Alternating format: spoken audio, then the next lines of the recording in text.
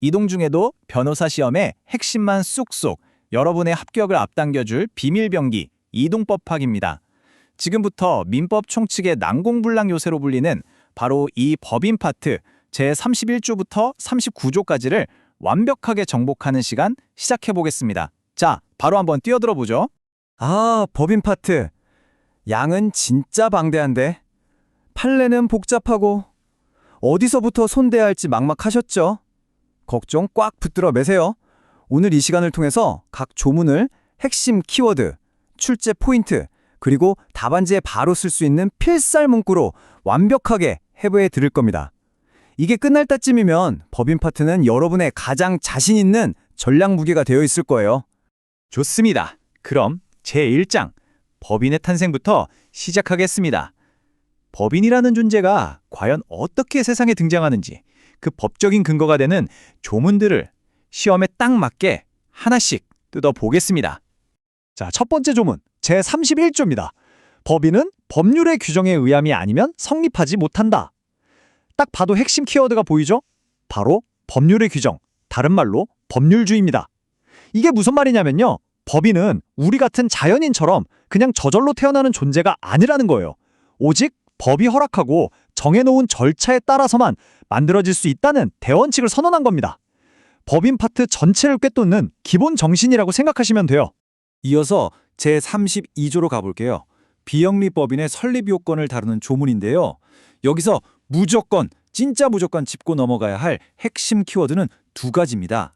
첫째, 영리 아닌 사업을 목적으로 할 것. 둘째, 주무관청의 허가를 받을 것.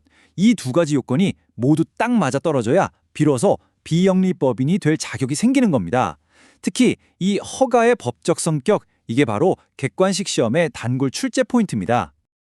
자, 이 슬라이드는요, 정말 별표 한 5개쯤 치고 가야 합니다. 객관식에서 수험생들 낚으려고 내는 대표적인 낚시 지문이 바로 이거거든요. 주무관청의 허가는 행정청의 자유재량 행위이다. 어때요? 그럴듯하죠? 하지만 이게 틀렸다는 겁니다. 우리 판례는 이 허가를 완전한 자유재량으로 보지 않아요. 그러니까 법인의 목적이나 사업이 공익을 해치는 등 아주 특별한 사정이 없는 한 허가를 내줘야 한다는 거죠. 따라서 정답 포인트는 뭐다? 허가는 자유재량 행위가 아니다. 이거 절대 잊으시면 안 됩니다. 주무관청의 허가를 받았다고 끝이 아닙니다. 제33조가 진짜 마무리를 짓죠. 설립 등기를 함으로써 성립한다. 핵심 키워드는 설립 등기와 성립 요건입니다. 허가가 법인 설립의 문을 열어주는 거라면 이 등기는 법인이라는 생명체에게 법인격을 불어넣는 그야말로 마지막 활용점정이라고 할 수 있어요. 따라서 허가와 등기, 이 두 가지를 모두 갖춰야 법인이 탄생하는 성립 요건주의를 택하고 있다는 점, 이 논리적인 단계를 꼭 기억해야 합니다. 자, 이렇게 세상에 태어난 법인, 이제 무엇을 할 수 있고 또 어떤 책임을 져야 할까요? 제2장 법인의 능력과 책임으로 넘어갑니다. 이 부분은 민법 사례형 문제의 심장부라고 할 수 있어요. 그러니까 지금부터 집중력을 최대로 한번 끌어올려주세요. 제34조 법인의 권리 능력입니다. 여기서 가장 중요한 키워드 딱 하나만 꼽으라면 바로 목적의 범위내입니다. 법인은 뭐든지 다 할 수 있는 만능 존재가 아니라 스스로의 정체성을 규정한 정관상의 목적 범위 안에서만 법률 행위를 하고 권리, 의무의 주체가 될 수 있다는 뜻입니다. 이 목적 범위를 어떻게 해석하는지가 바로 사례형의 핵심 쟁점이 되는 거죠.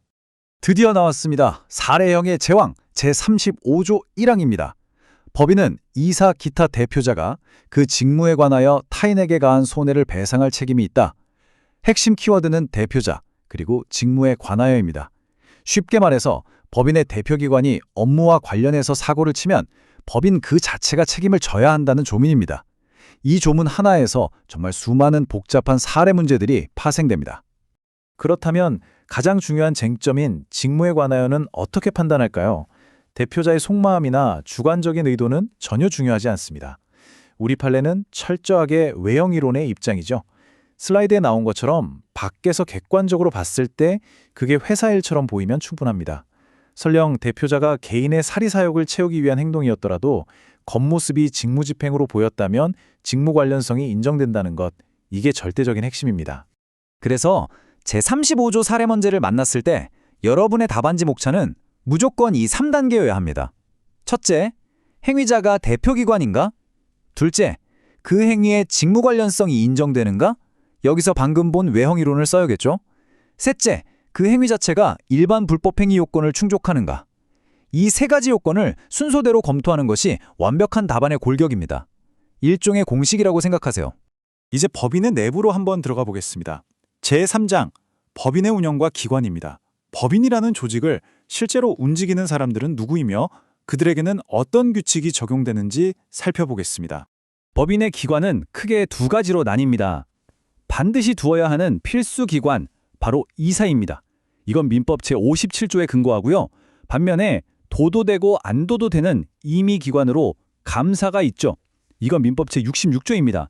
시험에서는 이 두 기관의 필수 여부를 묻거나 감사를 필수 기관인 것처럼 속이는 지문이 종종 등장하니까 명확하게 이사는 필수, 감사는 옵션 이렇게 구별해야 합니다.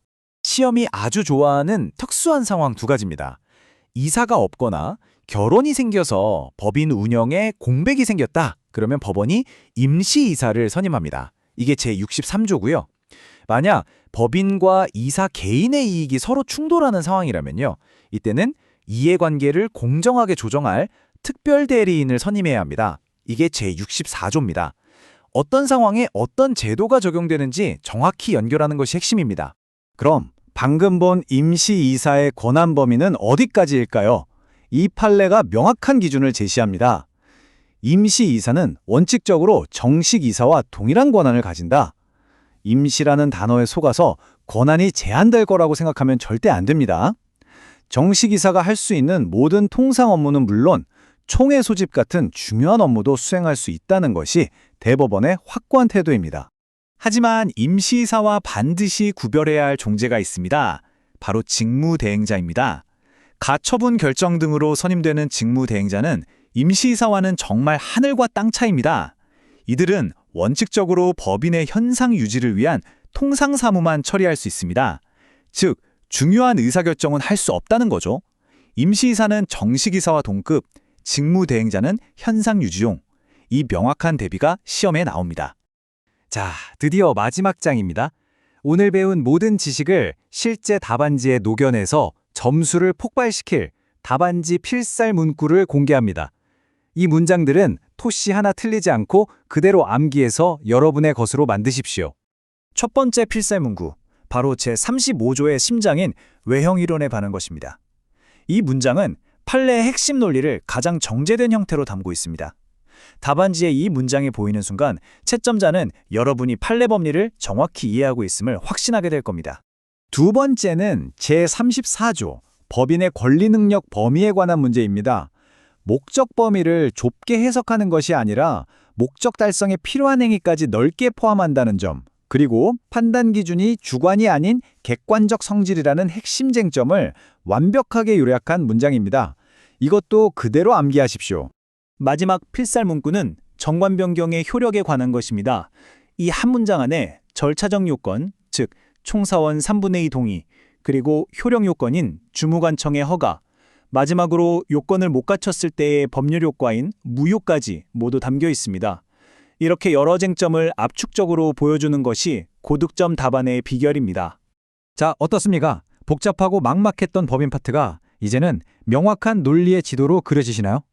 오늘 분석한 조문별 핵심 포인트와 이 필살 문구들만 완벽히 채워한다면 법인 파트는 더 이상 여러분의 약점이 아닌 합격을 결정지을 가장 날카로운 무기가 될 것입니다. 여러분의 최종 합격을 진심으로 응원하겠습니다.